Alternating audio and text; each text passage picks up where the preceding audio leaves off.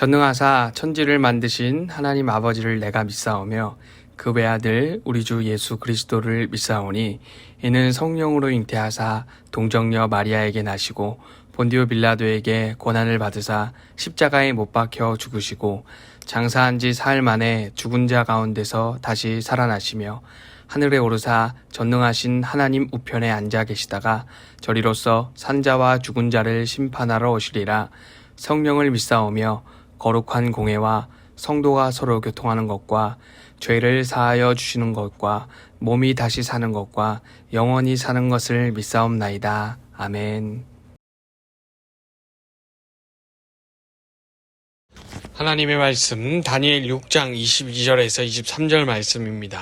나의 하나님이 이에 그의 천사를 보내어 사자들의 입을 봉하셨으므로 사자들이 나를 상해하지 못하였사오니 이는 나의 무죄함이 그 앞에 명백함이 오며 또 왕이여 나는 왕에게도 해를 끼치지 아니하였나이다 아니라 왕이 심히 기뻐서 명하여 다니엘을 굴에서 올리라 하매 그들이 다니엘을 굴에서 올린즉 그의 몸이 조금도 상하지 아니하였으니 이는 그가 자기의 하나님을 믿음이었더라. 아멘.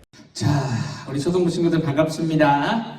날씨가 많이 쌀쌀해졌어요. 바람이 불고 날씨가 계절이 바뀌고 있는 그런 상황입니다. 우리 친구들 이럴 때 감기를 조심해야 돼요. 우리 친구들 코로나도 조심하고 감기도 조심하고 우리 친구들 건강하게 잘 자라날 수 있도록 목사님이 간절히 기도하도록 하겠습니다. 우리 친구들 건강 조심하세요. 자, 우리 친구들 오늘 다니엘 말씀 두 번째 시간인데 말씀에 집중하시고 하나님께서 부어주시는 귀한 은혜를 누리는 그런 시간 되기를 소망합니다. 자, 근자감이라는 말 혹시 들어봤나요? 근자감 들어본 친구들도 있고 사용해본 친구들도 있을 것 같아요. 근자감이라는 단어는 근거 없는 자신감을 줄인 그런 단어입니다. 뜻을 보면은 사람들이 존경하고 우러러볼 만한 그런 부나 돈이죠. 명예나 지식 이런 것들 아무것도 가진 게 없는데 당당하고 막 잘난 척을 하는 그런 사람을 가리키는 게 바로 이 근자감이에요. 근자감. 반대말이 있어요. 근거 있는 자신감이라는 말인데 돈이 많고 명예가 높고 또 지식이 아주 똑똑한 사람 근거가 있어요. 자기가 자랑할 만한 것을 가지고 있고 또 그런 실력을 가지고 있어요. 그런 사람들이 당당하고 자신감을 갖는 것 이걸 바로 근거가 있는 자신감 이렇게 이야기를 합니다. 오늘 성경 말씀에 보니까 이 근거가 있는 자신감으로 충만한 사람이 나옵니다. 누구냐? 그렇죠. 다니엘의 다니엘. 따라합시다. 다니엘. 그렇죠. 다니엘 무슨 근거가 있어서 이렇게 자신감 있고 당당했을까? 근거 있는 자신감이 뭔지 오늘 말씀을 통해서 알아보고 우리 친구들도 당당하고 자신감 있게 나아가는 귀한 모습이 있기를 간절히 소망합니다. 지난주 느부갓네살 왕, 바벨론의 왕 느부갓네살 왕이 꿈을 꿨죠. 큰 신상이 나오는 꿈을 꿨어요. 오늘도 느부갓네살 왕이 무서운 꿈을 꿉니다. 어떤 꿈을 꾸냐? 뒤에 그림에 나오죠. 큰 나무 한 그루가 있었어요. 그 나무가 세상의 모든 사람들이 볼 수 있을 정도로 아주 높이 아주 크게 자랐어요. 하늘에 닿을 정도까지 쫙 크게 뻗어 나갔습니다. 이 나무에 탐스러운 과일들이 열매들이 주렁주렁 달렸어요. 나무에 새들이 날아들고 또 짐승들이 와서 나무 그늘 아래에서 쉬었습니다. 사람들도 많이 와서 이 나무 아래에서 쉬고 나무 열매를 먹었습니다. 그런데 갑자기 한 천사가 하늘에서 내려옵니다. 그러더니 큰 소리로 외칩니다. 나무와 나무의 가지를 다 베어버려라. 열매도 흩어버려라. 나무의 그루터기 밑에 부분만 남겨두고 그걸 철과 노줄로 묶어가지고 이슬을 맞으면서 살아가게 해라. 7년 동안 짐승처럼 살게 할 것이다. 천사가 내려와서 이렇게 이야기합니다. 너무너무 무섭죠? 이 꿈을 다니엘이 하나님의 지혜로 해석을 해줍니다. 이렇게 이야기합니다. 왕이시여, 왕의 꿈에 나오는 나무는 바로 왕이십니다. 꿈에서 나무처럼 왕은 점점 강해집니다. 왕의 위대하심과 왕의 권세가 땅 끝까지 미칠 겁니다. 그렇지만 왕은 사람들에게 쫓겨나게 되고 7년 동안 짐승처럼 살아가게 될 것입니다. 그때 느부갓네살 왕이죠. 당신은 하나님만이 온 세상을 다스리시는 진정한 왕이시구나, 이 사실을 깨닫게 될 겁니다. 다니엘이 이야기를 합니다. 시간이 지나고 다니엘이 꿈을 해석한 것처럼 그대로 이루어집니다. 느부갓네살 왕이 7년 동안 정신이 이상해집니다. 그래가지고 짐승처럼 살아갑니다. 그리고 그 이후에 하나님께서 회복시켜 주세요. 이 일을 계기로 느부갓네살 왕은 깨닫게 됩니다. 나의 권세, 나의 능력, 나의 왕좌, 이게 최고가 아니구나. 하나님만이 진정한 왕이시구나. 모든 것을 다스리시는 분이 바로 하나님이시구나 라는 사실을 깨닫게 됩니다. 교만한 느부갓네살 왕, 하나님께서 낮추시는 거예요. 깨닫게 해주시는 거예요. 따라합시다. 하나님만이 진정한 왕이십니다. 할렐루야. 아멘. 그렇죠. 세월이 흐릅니다. 느부갓네살 왕 다음으로 아들인 벨사살 왕이 바벨론을 다스리게 되었어요. 이 벨사살 왕이 잔치를 베풉니다. 1000여 명이 넘는 신하들과 고관들 다 부릅니다. 잔치를 벌여요. 근데 이 잔치 때 하나님 앞에 예배드릴 때 사용했던 거룩한 선물들, 금그릇, 은그릇, 하나님 앞에 예배드릴 때 사용했던 그런 귀한 그릇들이거든요. 예루살렘에서 가져온 것들, 이것들을 가져와가지고 이 거룩한 성물에다가 술을 붓습니다. 거기서 술을 따라 마셔. 그러고 나서 금과 은과 구리, 철, 돌, 나무로 만든 우상들, 사람들이 만들어낸 가짜신들, 이것들을 예배하기 시작합니다. 하나님을 위하여 사용되는, 하나님의 예배를 위하여 사용되는 거룩한 도구를 되짓는데 아주 가찮게 사용한 것이, 하나님이 아닌 잡다한 사람이 만들어낸 우상을 섬기는 죄를 동시에 벨사살 왕이 범한 겁니다. 죄를 지은 그때 갑자기 사람의 손가락이 나타나서 왕궁의 벽에 글자를 쓰기 시작합니다.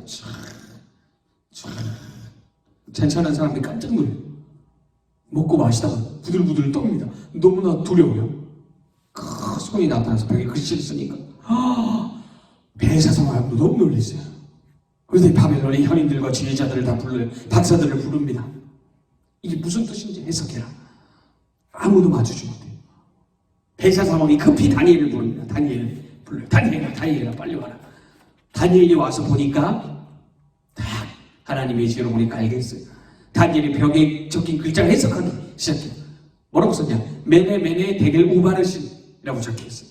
메네, 이 뜻이 뭐냐? 왕이 나라를 통치하는 날이 끝났다. 데겔, 왕을 저울에 달았을 때 부족하다.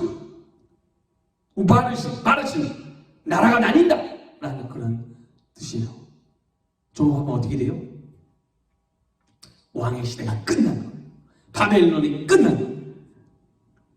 다니엘의 해석대로 바벨론의 벨사살 왕이 그날 밤에 죽임을 당하게 돼요. 그리고 바벨론이 나라가 바뀝니다. 바벨론이 망하게 되고 메대 나라로 바뀌게 됩니다. 너무나 놀랍죠? 벨사살 이후 메대의 다리오 왕은 나라를 잘 다스리기 위해서 전국에 120명의 고관들을 세웁니다. 그리고 120명의 고관들 위에 3명의 총리를 세웁니다. 이 3명의 총리 중 한 사람이 바로 다니엘입니다. 하나님의 지혜로 말미암아 모든 고관들보다, 그리고 3명의 총리 중에 가장 뛰어나게 일을 잘했습니다. 나라를 정말 잘 다스린 거예요. 그래서 다리오 왕이 다니엘을 신임합니다. 다니엘을 사랑합니다. 그리고 나라의 모든 일들을 다니엘에게 맡깁니다. 나라를 다 다스리는 권세를 다니엘에게 주었습니다. 다니엘을 너무나 하나님이 주신 지혜로 일을 잘했어요. 이러한 다니엘을 시기합니다. 사람들이 시기해요. 고관들, 120명의 고관들이 싫어합니다. 그리고 2명의 총리가 다니엘을 미워합니다. 그래서 다니엘을 위기에 빠뜨릴 법안을 자기들끼리 준비했어요.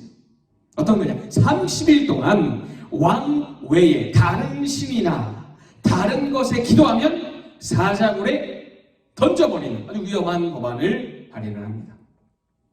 왕이 도장이 뻥 찍히고 이 법안이 온 나라에 공포가 됩니다. 다니엘이 이 사실을 알았어요. 이 사실을 알고도 어떻게 하느냐? 전과 같이 예루살렘을 향하여 창문을 열고 하루 3번 하나님께 기도했습니다. 기도했어요. 거룩한 습관이 기도했어요. 지켜보던 고관들과 총리들이 바로 다니엘을 고발합니다. 법을 하겠다. 왕이 아닌 다른 신 하나님에게 기도했다. 나쁜 법안이죠. 아주 악한 법안이에요. 하나님을 대적하는 그런 법안이에요. 이런 법안이 세워지면 안 되는 거예요. 이런 법안이 세워지려고 하면 나가야 되는 겁니다, 친구들. 그래 다니엘을 고발하게 되고 다니엘이 사자굴에 던져지게 됩니다. 다리오 왕은 다니엘을 아끼는 마음이 있었거든요. 근데 법이 그렇게 완성이 돼버리니까 왕도 어떻게 할 수가 없는 거예요. 그래가지고 다니엘을 걱정하다가 다음날 일찍 사자굴에 가봅니다. 다리오 왕이 뭐라고 말하는지 그림을 한번 보겠습니다. 뭐라고 그래요? 살아계시는 하나님의 종 다니엘아, 하나님이 너를 구원하셨느냐? 너를 살려주셨느냐? 물어봅니다. 다니엘이 대답합니다. 나의 하나님이 이미 그의 천사를 보내어 사자들의 입을 봉하셨습니다. 할렐루야. 하나님이 천사를 보내주셔서 사자들의 입을 막아주셨습니다. 저를 살려주셨습니다. 저를 구원해주셨습니다. 라고 다니엘이 고백을 한 겁니다. 왕은 즉시 다니엘을 사자굴에서 건져내고 다니엘을 모함한 총리들과 고관들을 사자굴에 집어넣어버립니다. 사자들이 달려들어가지고 뼈까지 다 으스러뜨리고 부러질 정도로 강하게 달려들었어요. 그러고 나서 다리오 왕은 온 나라에 조서를 선포합니다. 하나님은 살아계시고 모든 나라를 다스리시는 진정한 왕이시다. 할렐루야. 하나님의 나라는 멸망하지 않고 그의 권세는 하나님의 권세는 영원하다. 선포합니다. 너무나 놀라운 멋진 이야기입니다. 다니엘 왕이 바뀝니다. 그죠? 느부갓네살에서 벨사살 왕이 바뀌었죠. 그 나라가 바뀝니다. 바벨론에서 메대로 바뀌었죠. 그 왕도 또 바뀌었죠. 벨사살에서 다리오 왕으로. 왕이 바뀌어가고 나라가 바뀌어가는 이 혼란스러운 상황 속에서도 하나님이 함께 하셔서 나라를 통치하는 귀한 일에 쓰임받게 되고 형통한 삶을 살 수가 있었습니다. 사랑하는 우리 친구들, 다니엘이 위기 앞에서 다른 사람들의 위협과 고관들과 총리들의 위협과 그죠? 사자굴 앞에서의 위협과 또 벨사살 왕 앞에서 당신은 망할 겁니다. 당신 죄졌습니다. 이렇게 이야기할 수가 있을까요? 사실 이것도 너무나 어려운 거예요. 목숨을 내놓아야 되는 일이에요. 왕 앞에서도 당당할 수 있었던 이유, 그 이유가 무엇인가?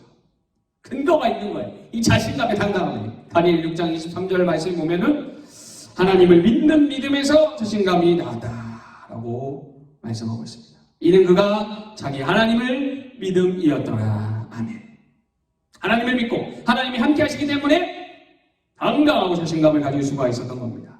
사랑하는 우리 초등부 친구들, 우리 친구들도 이런 다니엘의 모습이 있기를 간절히 소망합니다. 세상의 사람들처럼 돈이 많아야 자신감이 있지, 외모가 멋지면 외모가 이뻐야 자신감이 있지, 인기가 많아야 칭찬을 많이 받아야 자신감이 있지, 이런 것들로 자신감을 찾지 말고, 이런 것들로 말미암아 당당하고 이런 것들로 말미암아 주눅들고 그러지 말고, 이런 것이 있으면 교만해지고 없으면 낮아지고 자기를 비하하고 이런 거 말고 온 세상을 다스리시고 통치하신 하나님, 우리를 사랑하신 하나님으로 말미암아 우리 친구들 힘을 내고 자신감을 갖고 당당하게 살아가는 멋진 우리 초등부 친구들 다 되시길 간절히 소망합니다. 축도로 예배를 마치겠습니다. 지금은 우리 주 예수 그리스도의 은혜와 하나님의 사랑과 성령의 교통하심이 하나님으로 말미암아, 하나님을 믿는 믿음으로 말미암아, 하나님이 함께 하심으로 말미암아 자신감을 얻고 당당하게 세상에 나아가기로 결단한 사랑하는 초등부 예, 지금부터 영원토록 함께 있을지어다. 아멘.